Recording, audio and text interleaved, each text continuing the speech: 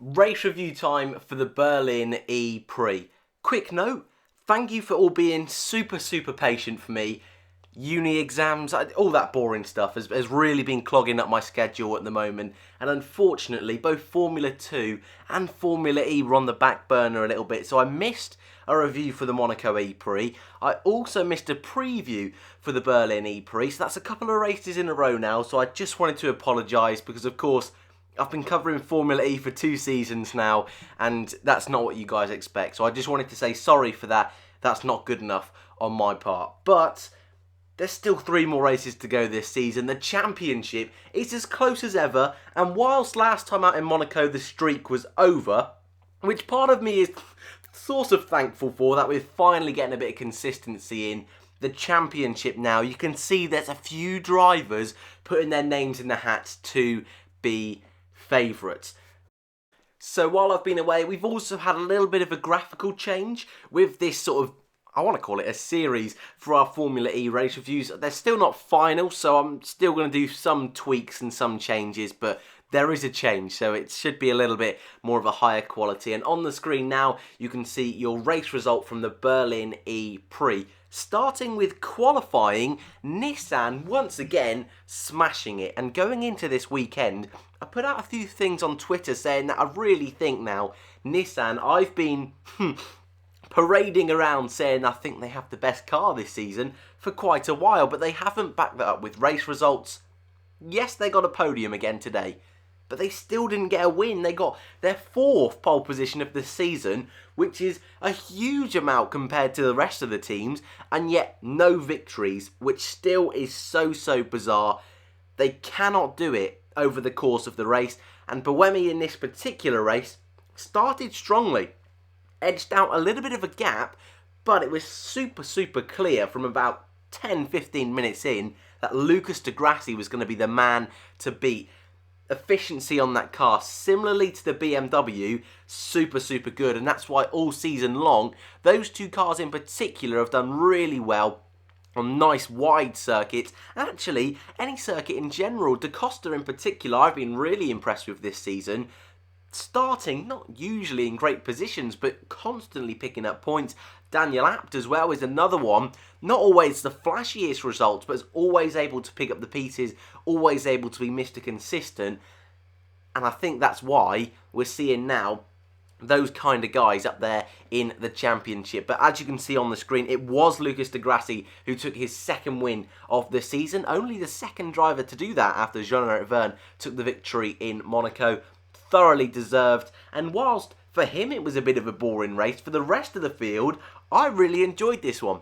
I think this was a real nice circuit after a couple of narrow street circuits that didn't offer the best overtaking opportunities. I think this was a real different sort of, I don't want to say element about it, but just had this different aura. Nice wide circuit. Attack mode was brilliant. This is exactly what I want in attack mode, and yes, that's still a bit of a, I suppose you'd call it, experimental system this season, but I personally like it when drivers lose positions. I said Marrakesh at the beginning of the year, that was a beautiful attack mode system because drivers had to lose positions, and this one was the exact same, worked awesome, so that was brilliant as well. Behind de Grassi was Buemi. We had a quick chat about him a moment ago. A very quiet race for Buemi. Lost that position to de Grassi fairly early on into the race. Was able to sort of keep pace with him, but not do anything too spectacular. Jean-Eric Vergne from 8th on the grid up to P3. Cracking job from him. Da Costa as well. A very similar starting position, working his way up to P4. Very easily could have been a P3, but we'll talk about attack mode a little bit later on in the safety car that came out. But I think that really shaped this sort of epic battle for 2nd place, or I suppose 3rd place, but it was a train caused by Buemi that the top 10 were all scrapping it out for the podium. It was brilliant to see, and it's moments like that which introduce people to Formula E and keep people watching Formula E. So that was an awesome one to watch. Behind Da Costa was Vandoorne, starting up on the front row again, outperforming that car massively and holding on to points once again, which at the beginning of the season did not look possible. Brilliant job from Vandoorne. He will be disappointed that he went backwards in the race. You look at races like Rome, where he was started third, held on to third, was lucky about, I suppose, what other guys were doing behind in that particular event, but still holding on to P5 in front of an Audi, in front of a Nissan, in front of a BMW. Yeah, that's a really good job from Vandoorne today. Behind him was the Audi of Daniel Abt. Won here last year, was Audi's first 1-2 here last year. A difficult scenario, a difficult weekend for Daniel Abt, but did do a good recovery, getting points once again. That's exactly what he needs to do to keep his Formula E seat. So I'm not really too worried about that. Sims back in the points. He's had a difficult season. Super unlucky this season. He will be happy with 7th. Roland P8. I don't think he will be happy with that.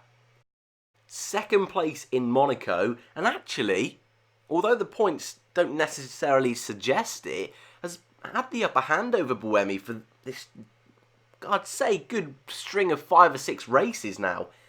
And finally, Buemi showing that bit of experience, showing why he is a world champion in Formula E, proving that he is a team leader. Roland, like I say, just didn't really seem to be anywhere this weekend, so lucky to pick up points. Sam Bird back in the points since God knows when. He has just had the worst luck of the season, I would happily say. Championship contender, that does not seem like a phrase that's going to be associated with Bird for the rest of the season now. Over 50 points off the championship lead. What could have been for Bird this season? And it's another season where he's been in that fight, but just things have not gone his way. Could he leave Virgin at the end of the year? I doubt it, but it's still, you've got to sort of think for Bird now. He has the talent to win a championship, but just little things are going wrong. I think I'll do a video on that in the week. I want to try and do more outside of race weekend Formula E stuff for you guys. So that's probably a good one to cover, because Bird, it's a season of what could have been once again. Pascal Wehrlein, another one, who thinks it's just not gone his way this season. Every weekend, pole position, demoted to the back of the grid. Happens constantly for Wehrlein, just these little bits that just don't add up for him. It's, again, even in Monaco for Pascal, easy podium, locked up, made that mistake, and whether that's because there's this pressure on him that he was an ex-Formula 1 driver, that he's expected to be up the front, I don't know. It's been a scrappy first year for Wehrlein, but he showed the speed, and in a car which, yes, it's won a race, but even that race it did win wasn't the best car in the field. I think he can come away from this year, if he can put a few good races together at the end of the year, I think he'll be content, but knowing that it could have been so much better if he didn't get disqualified in qualifying in Paris, if he just held on to that podium in Monaco last time out. He is still in championship contention mathematically. Although he's 13th in the standings, he can still win the championship with 3 races to go, which is awesome that Formula E has been able to do that this season. 10th place, final points finish, he'll be happy with that. And outside the top 10, there's not really too many stories. The 2 Venturi guys, Mortara and Massa, 11th and 15th. A difficult weekend, but a podium last time in Monaco. It's been a very up and down season for them. Jaguar no points, Evans in 12th, Lynn down in P22 after causing a safety car, the car stopping, and Andre Lotterer up there in the championship, but also battery issues was the other driver unable to finish. And driver of the day, it's a very straightforward one. Jean-Eric Vergne bossed it today.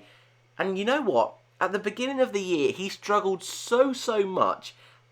I'm still not sure how he's ended up first. He's had such a good run of events over the past 4 races. Ever since Sanya, where he finally got that victory, this man has been the man in form. Got the win last time in Monaco. 3rd place today, but once again proving that the qualifying system, even if you're in Group 1, in the almost de facto worst group possible, good results can still happen, and this could have been a 2nd. It could have even been a 1st if there was an actual safety car that came out. Smashing it at the moment is Jean-Eric Vergne, my driver of the day. Race rating. Haven't done this for quite some time. I can't really remember what I gave other races this season, but I really enjoyed the Berlin E-prix.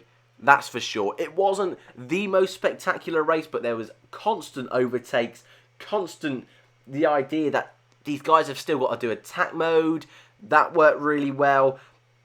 But I think I'd give it a 7 out of 10. It wasn't the best race of the season. I think back to Santiago, which I absolutely adored. I think back to Marrakesh. Those two races were top class.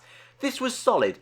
And the last couple of races, I've lost my mojo a little bit for Formula E, but I think that was more so because of other things going on in my life. But this one really got me passionate again for the final few races of the season. Next time out is Switzerland, Bern. Could be an interesting one.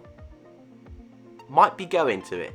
Not too sure yet, but it's looking good that I'll be there down in Switzerland, giving you a unique look into the Bern E-prix.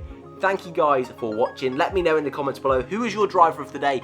Who do you think will win the championship? We'll be doing the Formula E Zone podcast, so we'll break this apart a little bit more in the next few days. But thank you for watching, and I'll see you in the next one.